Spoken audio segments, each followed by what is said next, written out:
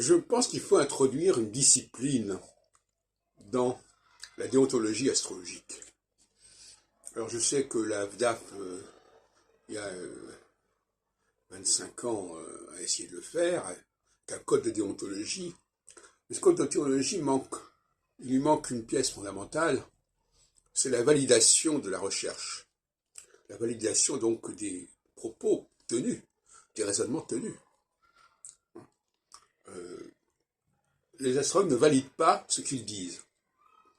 Ils ne le valident pas en tout cas suffisamment. Alors moi j'ai proposé le système des 7 ans.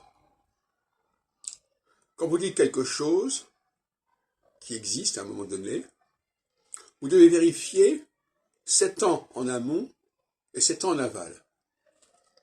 Et voir que 7 ans en amont, 7 ans en aval, c'était l'inverse de ce que vous étudiez à ce moment-là. Vous pouvez remonter à 15 ans en amont, 15 ans en aval pour retrouver ce qui est semblable. Mais c'est la moindre des choses de procéder ainsi, et donc c'est au cœur de la déontologie, de la recherche astrologique, et par conséquent de la confiance qu'on peut avoir dans les méthodes qu'on préconise. Autrement dit, une prévision isolée, ponctuelle, n'est pas recevable. Il faut qu'elle se situe sur plusieurs temps, dans plusieurs périodes. Parce qu'autrement, ça peut être le hasard qui a fait que, etc. Alors, évidemment, ça va à l'encontre des pratiques astrologiques qui veulent que chaque fois, on fasse un thème spécifique pour tel et tel événement. Là, au contraire, il s'agit de montrer que le même événement, le même type d'événement, peut revenir à intervalles réguliers.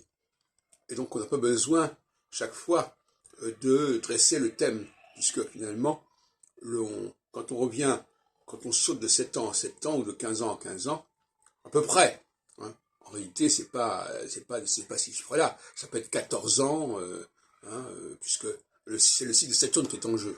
Hein. Ne faites pas dire ce que je n'ai pas dit. Il faut regarder les éphémérides jusqu'à un certain point pour s'assurer de ce qu'on dit. Mais globalement, il faut demander à la personne comment les choses se sont passées, en gros, 7 ans avant la période que l'on étudie, ou 15 ans avant, et ce n'est que dans ces cas-là que l'on peut valider en quelque sorte le propos.